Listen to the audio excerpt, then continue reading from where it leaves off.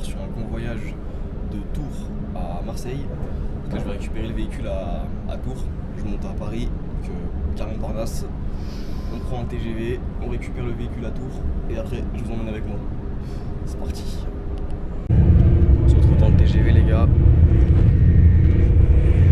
Petite graille, on essaie de manger équilibré en ce moment, on a repris le sport. Et voilà, je vous reprends quand j'arrive.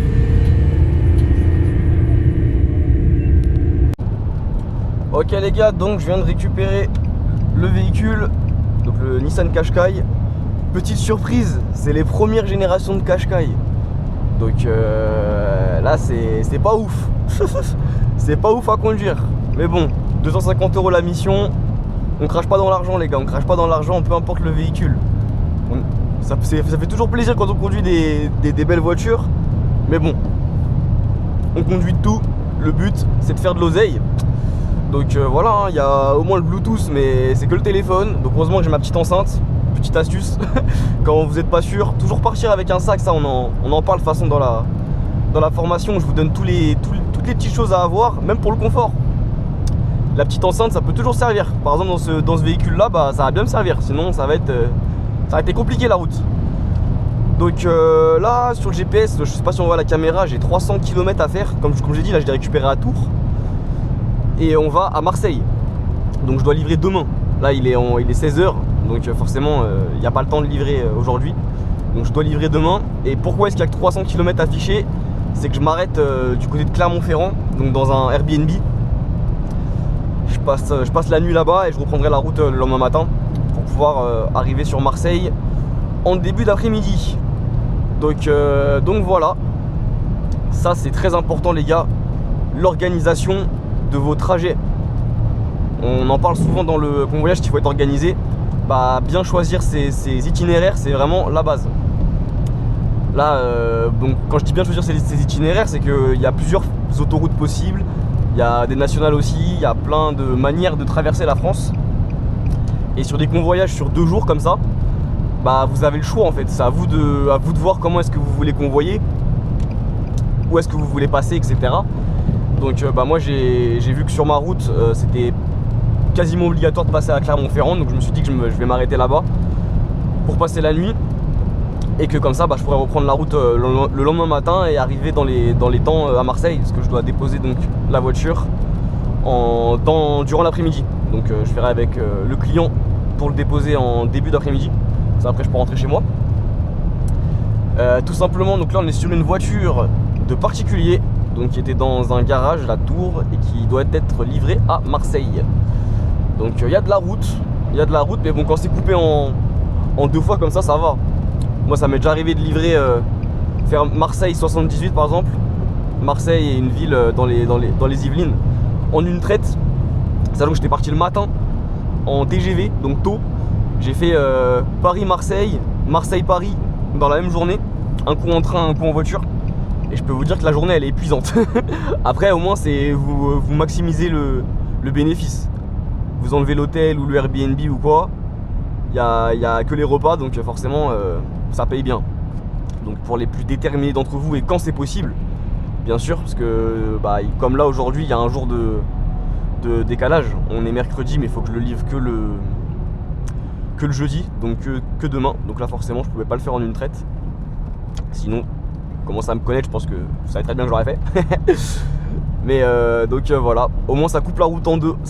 Je sais plus parler. Ça coupe la route en 2. Donc c'est tout de suite beaucoup moins fatigant. Et puis voilà, hein. En espérant que la route se passe bien. Normalement il n'y a pas de souci. Il n'y a pas grand chose à faire. Enfin aujourd'hui en tout cas 300 km. J'ai récupéré le véhicule. On prend la route, c'est nickel. C'est un diesel, donc véhicule ancien mais diesel. Ça c'est très bon pour mon porte-monnaie. Parce qu'avec les voitures récentes de nos jours, quand elles sont en hybride essence, bah sur autoroute, moi je vous le dis, j'aime pas. Parce que bah, à part si c'est un hybride rechargeable, mais si c'est un hybride classique, bah en fait vous ne servez pas de la fonction électrique. Ce qui fait que vous traînez le poids des batteries sur autoroute et que vous êtes que sur le moteur thermique qui en général est plus petit puisqu'il est fait pour fonctionner avec l'électrique ensemble. Donc forcément ça donne des consommations qui sont assez aberrantes. Donc là au moins on est sur un diesel pur et dur à l'ancienne. J'ai pas l'année de la voiture, mais je pense que ça doit être autour de 2010, un truc comme ça. Donc il n'y avait pas encore toutes les normes anti-pollution. Ça après chacun fait son avis dessus. En tout cas pour l'autoroute je préfère.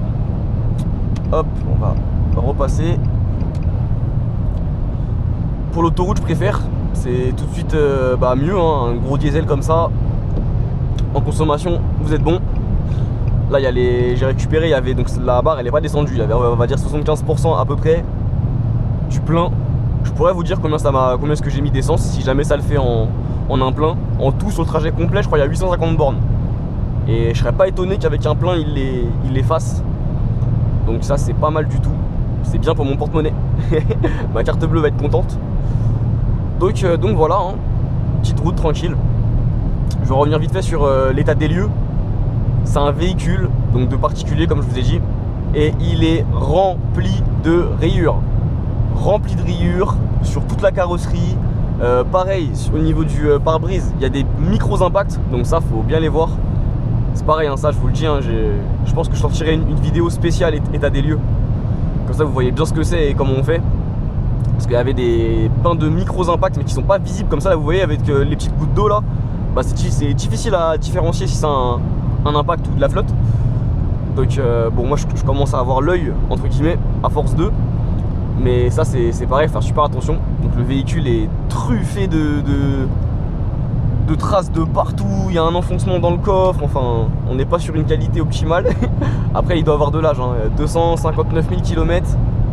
J'ai pas l'année mais je pense que ça c'est les premières générations. Donc on est autour de 2010 à mon avis. Donc voilà, c'est tout à fait normal vu l'âge du véhicule. Aussi on est chargé, je sais pas si vous voyez dans le rétroviseur.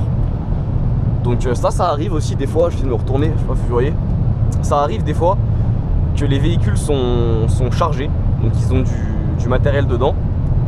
Alors souvent c'est plutôt sur les utilitaires, mais ça arrive aussi des fois sur les voitures de particuliers. Donc après j'ai pas le contexte, hein, je sais pas pourquoi la voiture était dans un garage Nissan du coup à Tours, qu'elle doit être ramenée à Marseille. Elle est plaquée 13 donc elle est de Marseille. J'ai pas le contexte, mais là ça partirait sur un déménagement je pense.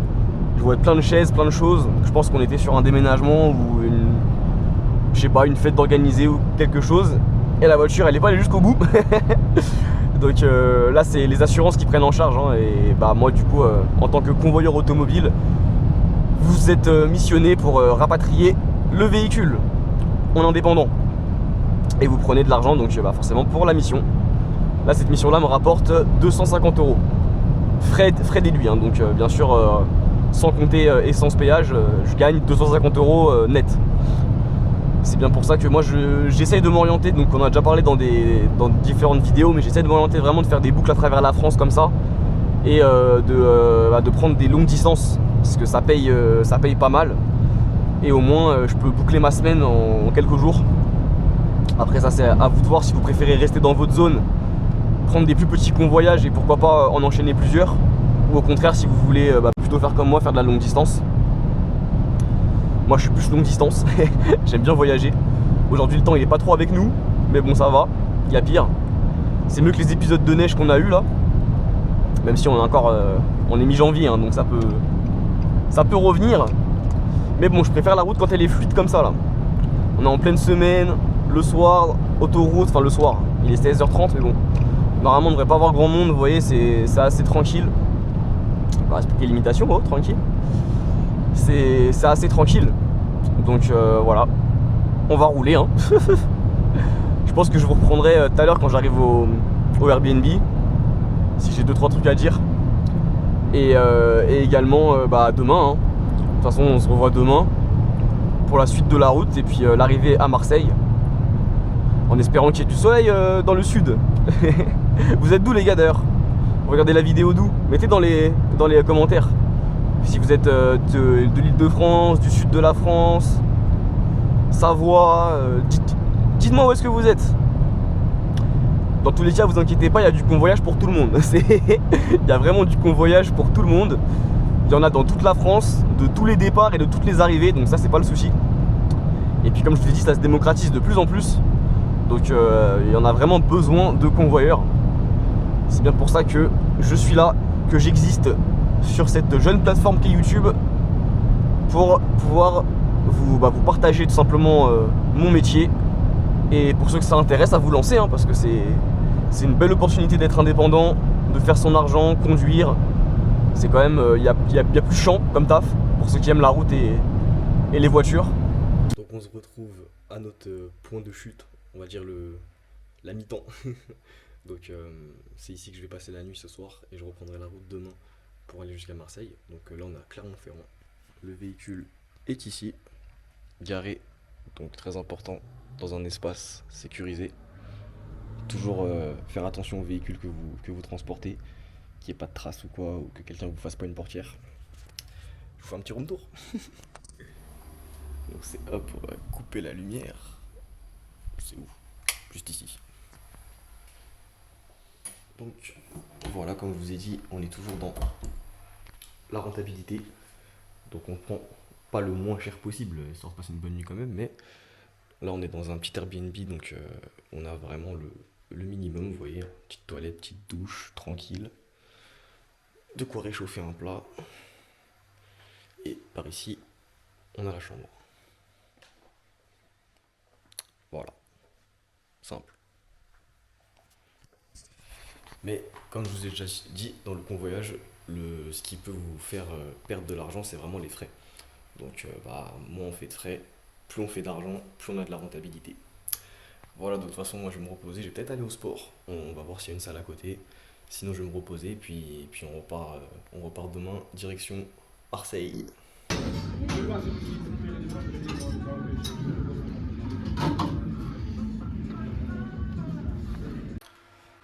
Bon les gars, séance terminée, toujours du sport, c'est très important. Même si on fait que conduire, justement il faut garder la forme. On a du poulet, protéines, du riz et du poulet parce qu'il n'y a jamais assez de protéines. Et ça c'est pour le petit plaisir parce qu'il faut bien quand même. Bonne soirée, on se retrouve demain. Direction Marseille. En termes de frais, pour l'instant, on est à, je sais pas si vous voyez, hop, 34 € de péage, 35 quasiment. Je vous dirai comment ça m'a coûté en tout ce trajet.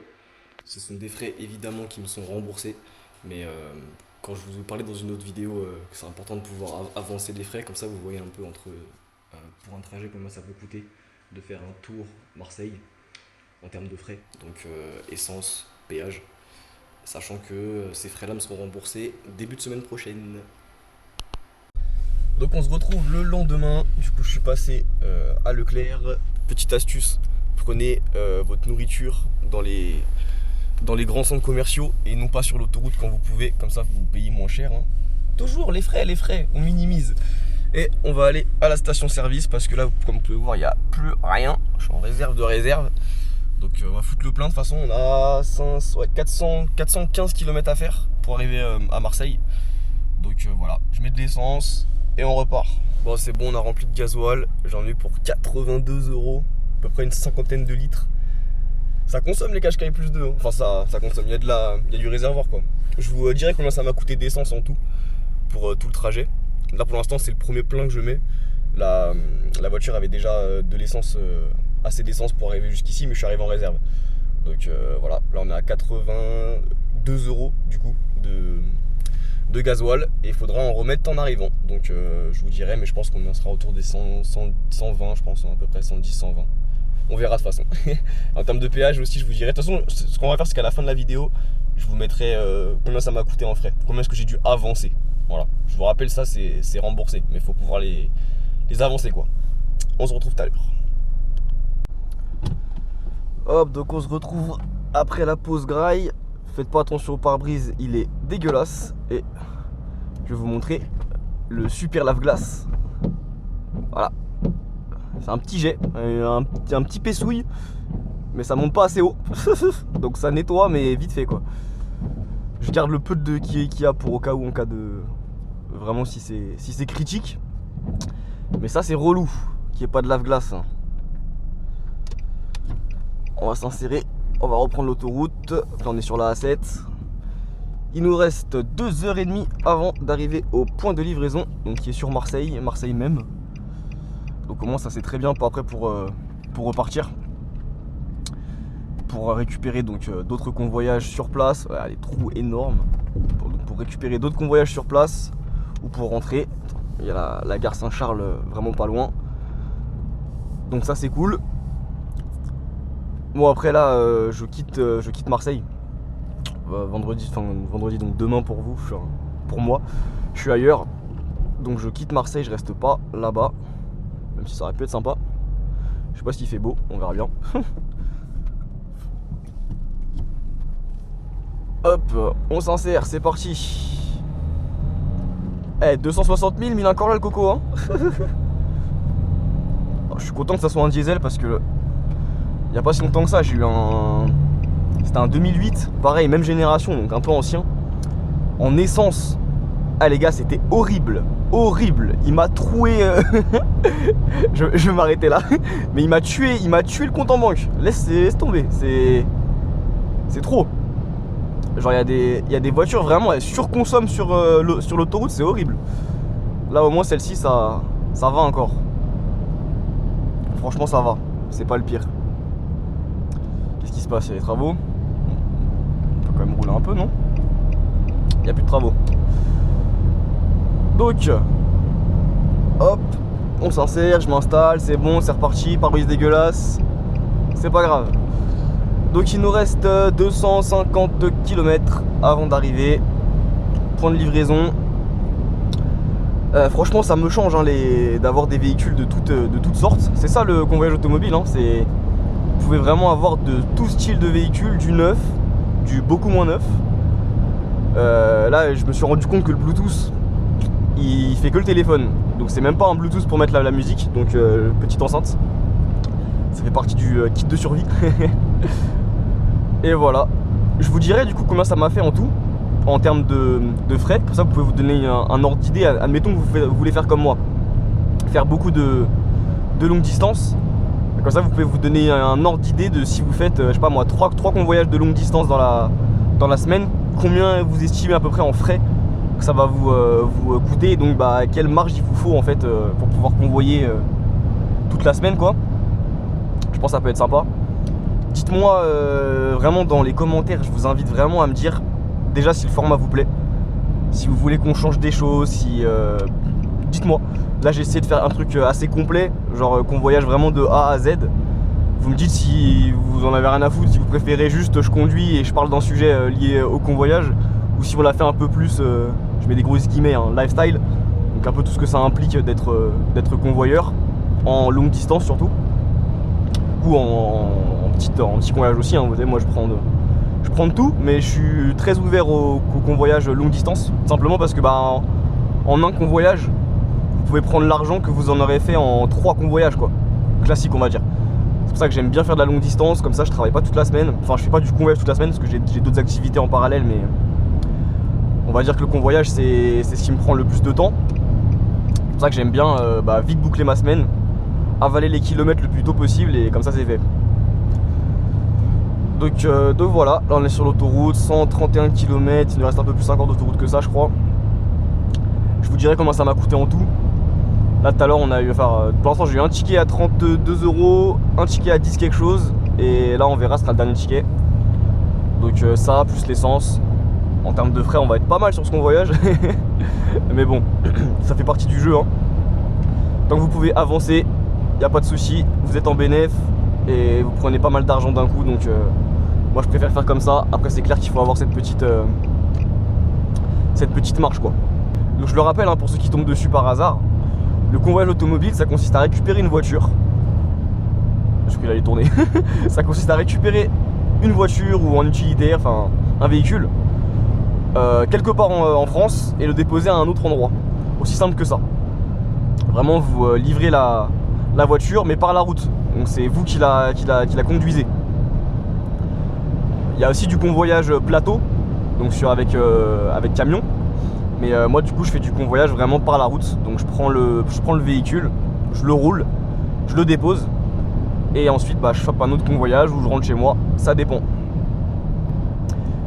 Tout simplement c'est un travail ça vous permet d'être indépendant, d'être libre, ça se fait en auto-entrepreneur ou en société. Donc vous êtes complètement indépendant. C'est vous qui gérez votre temps, vos convoyages, où vous allez, quand vous voulez. C'est vous qui faites vos devis ou qui acceptez les propositions clients. Ça, c'est à vous de voir. On peut travailler donc avec des clients directs, vos propres clients. Je vous explique comment faire. Et également en utilisant des plateformes de convoyage. Donc pareil, pour ceux que ça intéresse, qui veulent vivre de cette activité, où on peut soit en vivre complètement, vraiment sans souci, ou alors si vous faites ça à temps partiel, vous pouvez mettre un peu de beurre dans les épinards comme on dit, et seulement en conduisant des voitures. Donc franchement il y a plus chiant, je trouve, pour ceux qui aiment la route, qui aiment conduire et qui aiment voyager. Hier j'étais sur Clermont-Ferrand là pour la nuit. Je suis pas sorti parce que j'étais fatigué, j'avais pas envie de sortir, mais c'est très bien aussi pour visiter, pour voir un peu les différentes villes de France, voire d'Europe, hein. Vous pouvez aussi partir à travers l'Europe, en Allemagne, Espagne, Belgique, Luxembourg, enfin tous les pays frontaliers, il y a du convoyage. Donc ça c'est pareil, c'est à vous de voir, c'est des missions qui rémunèrent très bien. On va essayer de faire une vidéo à l'étranger, ça peut être cool aussi. Et puis voilà, hein, de toute façon moi je vous filme mon quotidien, jour après jour, convoyage après convoyage. Donc tout ça pour vous donner envie, hein, simplement. Hein. Oui, j'ai envie de vous vendre ma formation, évidemment. Mais surtout pour vous donner envie, parce que c'est vraiment un bon métier, c'est un bon taf. Encore une fois, c'est l'indépendance. Ceux qui cherchent à devenir indépendants, être leur propre patron, qui savent pas trop par où commencer, comment faire. On voit beaucoup de choses sur internet. Voilà, moi je viens du business en ligne à la base, je crois que j'en ai déjà parlé dans une vidéo, mais moi je viens du business en ligne à la base. Enfin à la base des bases, je viens de l'usine. Voilà, je viens de l'usine, il y a vraiment longtemps maintenant, quelques années. Ensuite j'ai bifurqué sur un business en ligne qui a duré 2 ans et demi, quasiment 3 ans. J'en vivais à 100%, je vivais en Espagne sur 2025 là. Et donc là je suis arrivé tout simplement donc, avec ce nouveau business que je vous présente, qui selon moi est une très très bonne opportunité pour être indépendant, être son propre patron, kiffer en même temps, hein, parce que voyager H24 quoi. Donc ça reste du kiff. Moi je suis allergique au fait de rester sur place, j'arrive pas. Donc ça c'est fait pour moi, et je pense qu'il y a des personnes d'entre vous, il y a des gens parmi vous que ça va intéresser aussi de pouvoir bouger H24 et être payé pour ça quoi. Je vous invite à aller sur mes réseaux aussi, surtout sur Insta. Je le mettrai en description ou quelque part dans la vidéo. Je vous invite vraiment à me rejoindre sur Insta. Je vous partage beaucoup de petits, tout simplement pour aller plus dans le détail. Je poste beaucoup de stories, quelques réels, je vous donne quelques petites infos aussi. Donc je vous invite à aller me suivre. Ça me ferait plaisir et en même temps ça peut vous aider, et comme ça vous voyez vraiment l'envers du décor. Sur YouTube c'est assez calé, on va dire. J'essaie de faire ça assez propre. Sur Insta c'est le bordel. Je vous montre vraiment tout. C'est story, je mélange convoyage, un peu lifestyle en même temps, toujours lié au convoyage bien sûr. Mais voilà.